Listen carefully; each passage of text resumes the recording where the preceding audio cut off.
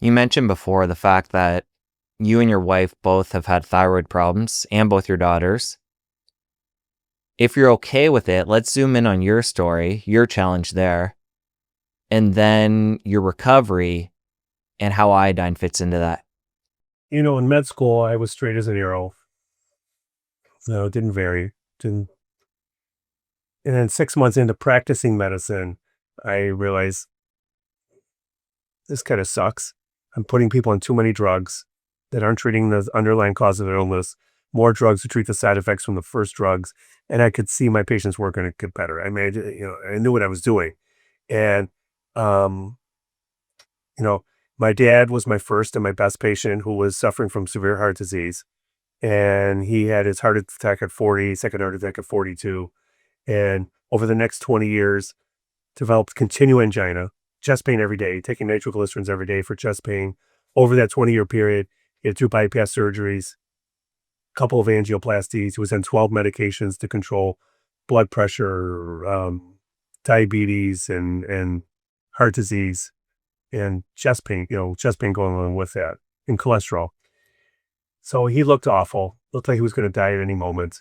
And um, so the short end of the story is that a patient got me hooked up with his chiropractor, who I never referred to chiropractors before that. I used to tell people don't go see them. They're dangerous. I didn't know what one was. Never met one before. Didn't know what the philosophy was. All I knew was we were taught they break people's necks and cause paralysis and whatever, you know. Um, so I realized 6 months into practicing, this is not good. I'm not sleeping because of this anxiety. Like, all I wanted to be was a family doctor my whole life. That's all I geared my training towards at the University of Michigan and the winningest college football team in the history of college football. Um, and um, I didn't have plan B. And I told my wife, I can't be a doctor anymore. I don't want to, I didn't say that. I said, I don't want to be a doctor anymore. And she said, what's wrong? I'm like, I'm not helping anyone and they're not going to get better on this regimen. I can already see it. So in that lack of sleep, and it was the first time in my life I had anxiety. Um, this patient I saw was working, his wife worked with my wife. So we'd done some things socially and he said his chiropractor really helped him. And he said it wasn't the adjustments. It wasn't the best, the biggest thing. It was this nutrition thing that he did. And so I set up a meeting with the chiropractor and, went and met him. His name was Dr. Robert Radke, became a dear friend of mine. He was a wonderful guy, very smart. He starts talking all this functional biochemistry to me and all these pathways that I learned in undergrad and I learned in medical school. And then it went because you didn't use it. You had to memorize it for the test, spit it out of the test, and you're done. I got 2 A's. I didn't know anything. This guy, this chiropractor knew way more than me. He was way smarter than me. And I came home and I told Allison I met one of the smartest doctors I've ever met in my life. And you know, um, so we became friends. And he brought me a book at that meeting, Healing with Nutrition, by Dr. Jonathan Wright, who was an allopathic physician. I took that book home, read the section on heart disease, and the next morning I called my dad up, and I read that book till 2 a.m. and I wasn't sleeping for a week before that. I was lacking sleep, but I was excited now. So I called my dad the next morning before he went to work and I said, can you come in the office? I want to get a couple of blood tests on you. From what I read the book, what I talked about with Dr. Radke, I drew his thyroid levels and a whole panel of thyroid levels for the first time. I drew his testosterone levels. His thyroid levels were in the reference range, but in the lower part of the reference range. His testosterone levels were below detectable limits, near zero. So there's a whole history of testosterone deficiency causing heart disease. There's a whole history of hypothyroidism causing heart disease. And I put my dad on 2 things. A week later, I put him on natural thyroid hormone and natural testosterone. Within a week, his calls me up and he says, I'm feeling better. Um, and I have energy. And my dad looked pale and pasty. I was waiting for the phone call that he died. We all were. It was terrible. Nitros were popping like candies. So I'm a week later, I'm feeling better. I'm not short of breath. And I didn't have chest pain today for the first time. Never had chest pain another day in his life after that. 30 days later, he's feeling much better. My parents' friends are asking my mother, what's he doing? He looks better, and he's able to do stuff now, yard work or whatever. He's able to do things where he couldn't do anything.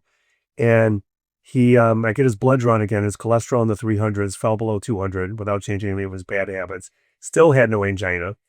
And I saw that and I'm like, this is what I want to do in medicine.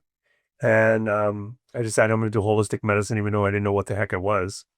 And so that's what I began working towards. And what did you ask me, Jesse? It sounded like somewhere along your journey, you had a thyroid issue. Oh, so from that moment on, every patient that until including today, every patient gets a whole hormonal evaluation. So, um, and that includes a whole thyroid workup. So in my case, I grew up with severe asthma as a kid. I had inhalers and I had ER visits and I had steroids and I couldn't breathe and you know it was miserable. And I knew how I was going to die back then. I knew I was going to die from asphyxiation from an asthma attack. I mean, I just didn't know when, but I knew that's how I was going to leave the earth. So see my dad's improvement and I start going to conferences. I start reading books, read every book that I could get my hands on and reading articles. I'm staying up late at night and I'm excited about medicine. The medicine's good. And now I'm making changes. I'm not prescribing so many medications and, correcting nutrient deficiencies and helping people with their diets and, and people are going to get better. I was sure of that. And over the last 3 decades now, I've seen it. So I start testing myself and I've got hypothyroidism. I didn't know. Um, and I had these casein antibodies, to dairy, and it was reacting to dairy. I didn't know. Look, I ate whatever the hell I wanted back then. I used to love a quarter pounder without cheese, large fry, large Coke. Um, and so I changed my diet, corrected my hypothyroidism. I don't have asthma anymore. I play tennis 4 days a week. I work out 7 days a week. I have inhalers around. I hardly ever use them. And sometimes when I get a cold, the asthma will flare a little bit and I use them. I don't carry them with me. I don't carry them to tennis with me. I don't prophylax. I don't use steroid inhalers anymore. Um, I don't go to the ER. I mean, I haven't been to the ER in decades. And now I don't know what I'm going to die from, but it ain't going to be from that. And so the holistic approach to me worked fantastically. And I see the same result in my patients. And my kids who had Hashimoto's disease don't have Hashimoto's disease, and they're taking 50 milligrams of iodine. Um, One's taking 50, one's taking 75. So for the doctors of the world that are promoting this iodine causes Hashimoto's disease, as Ricky said to Lucy, explain that one to me. You got two N of two, they're taking 50 and 75 milligrams of iodine, their Hashimoto's titers are gone. I can show you study, case history after case history after case history. Any of the seven other partners, 6 other partners of mine can show you the same thing. As we wrap up here, I'd love to hear a couple more case studies over the years, patients you've worked with, different health challenges, and then what changes occurred when you applied iodine.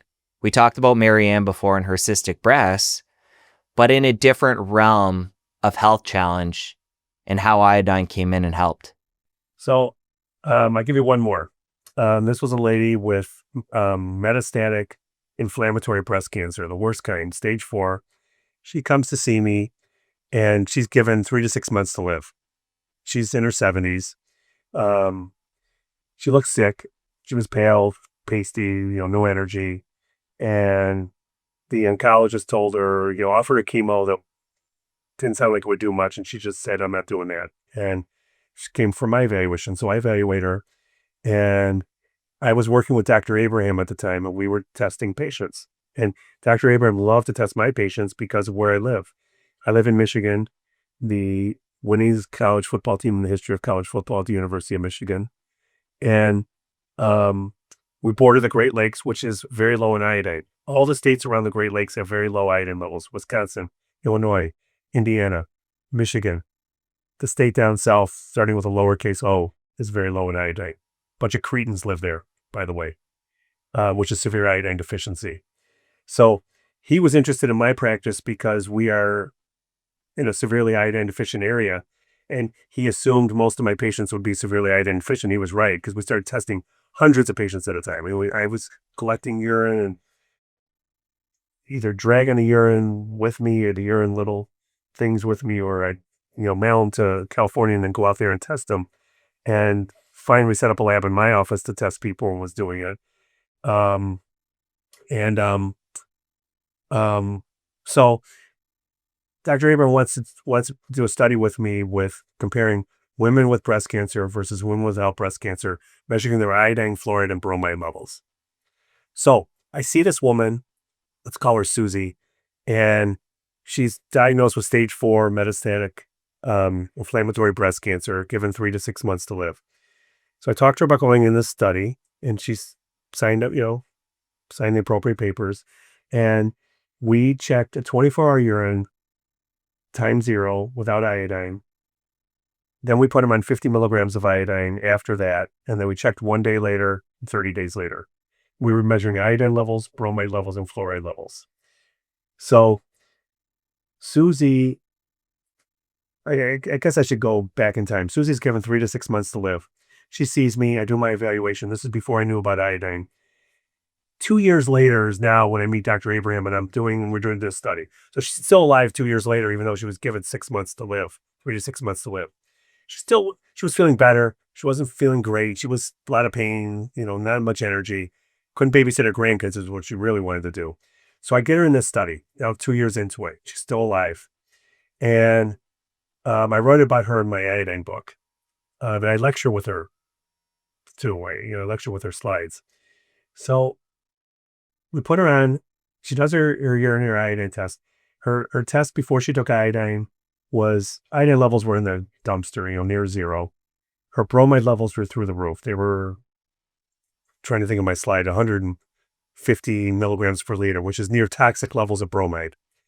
And fluoride, we never could get fluoride to test as a competitive inhibitor of iodine. It's such a small, severely electronegative element that it's really toxic for the body, and the body doesn't like it floating around. It binds it tightly in the bones. We couldn't measure it, so we don't know if iodine helps with fluoride or not. Theoretically, it should, but we couldn't prove it. The other way you can prove that is doing bone biopsies. And we didn't do that. So Susie did her iodine loading test time zero 1 day later after taking 50 milligrams of iodine.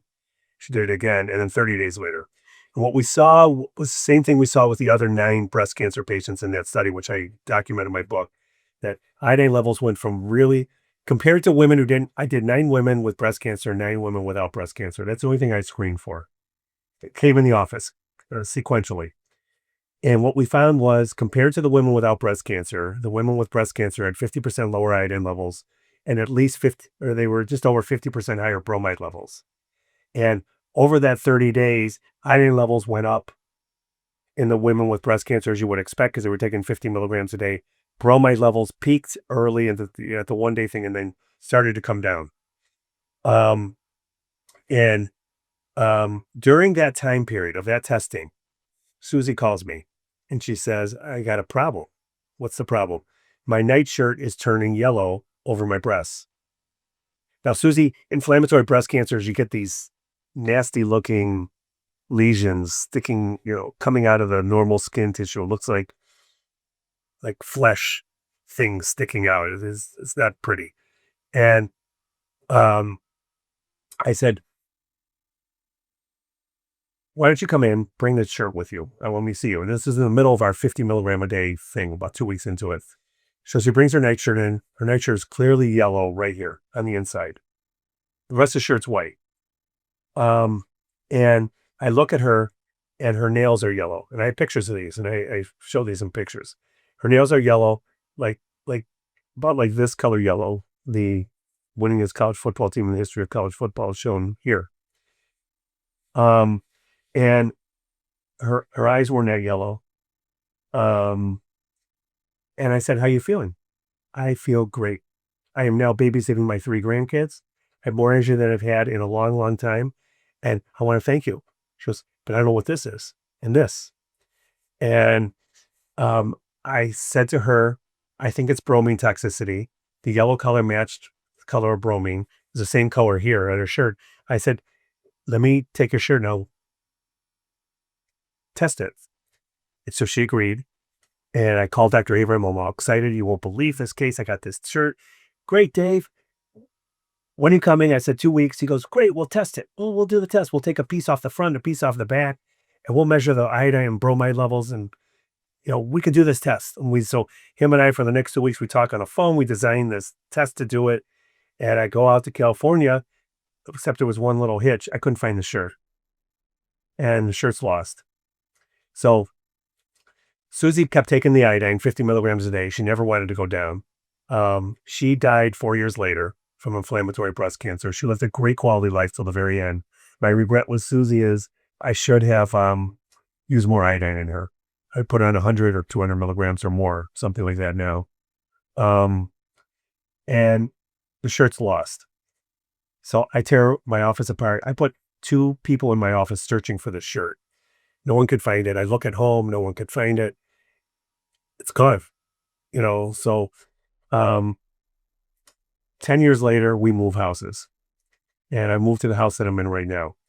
As I'm cleaning out a cabinet in my office, stuffed in the back of this, behind books, if I showed you over here, I got books stacked up everywhere. Behind a row of books was a package, sealed, and the famous shirt is in this package. I'm like, oh my God. So I called Dr. Abraham. Had died by then, unfortunately. And I called Charles Hakala, who was a pharmacist who was one of the original guys who worked with Dr. Abraham. I said, Charles, I got the shirt. He knew what it was immediately. We designed the study. Charles, we did the study. Charles had the equipment to do it in his lab. And the bromide levels were through the roof on the front of the shirt. There was no bromide on the back of the shirt. And, this was the first time really showing iodine competitively inhibited bromide in the human body. And, it was she's the most vivid that I've had. I've had other people tell me when they go on iodine and they take baths, they'll see yellow, like a yellowish ring around the tub for a couple of weeks at the beginning. They're detox. I believe they're detoxing from bromide as well. All right, Dr. Brownstein, last question for you. You shared a lot here today. If somebody can only remember 3 things and take them and apply them in their life, what would you say to them? Can I make 4 things? Sure. First thing, University of Michigan is the winningest college football team in the history of college football. That's the most important thing. All right, second thing, iodine deficiency has been increasing over the last 50 years. The vast majority of the population in the United States is deficient in iodine. Third, iodine deficiency causes Hashimoto's and Graves' disease. Iodine does not cause it, as shown by the inverse correlation of iodine levels falling. And the last thing is work with an iodine literate doctor, a holistic doctor who can help you with this. Conventional doctors are not iodine literate, and they don't know how to test for it. They don't know how to deal with anything with iodine. So I wouldn't even bother with that. And the last thing is read, educate yourself. You're the best judge of your health and where to go with your health. I wrote my books for patients and physicians. I think they're easy enough to read for both. And I write them in simple terms because I don't think medicine should be that difficult. And iodine deficiency is not that difficult a concept, and iodine repletion is not that difficult a concept. Although some holistic doctors seem to have that block or whatever they have that, they like saying that iodine is causing the Hashimoto's epidemic when clearly that's not the case. But you're in charge of your own healthcare decisions. Find someone who's aligned with you. That's how I'd finish it. Since you made it to the end of this clip, I know you're going to love the full episode. Click here to watch. I'll see you over there. Over the last 50 years, iodine levels have fallen over 50%. We've tested over 8,000 people for our iodine levels. Just right below 98% are iodine deficient. The vast majority are severely iodine deficient. In our toxic world, with our exposure.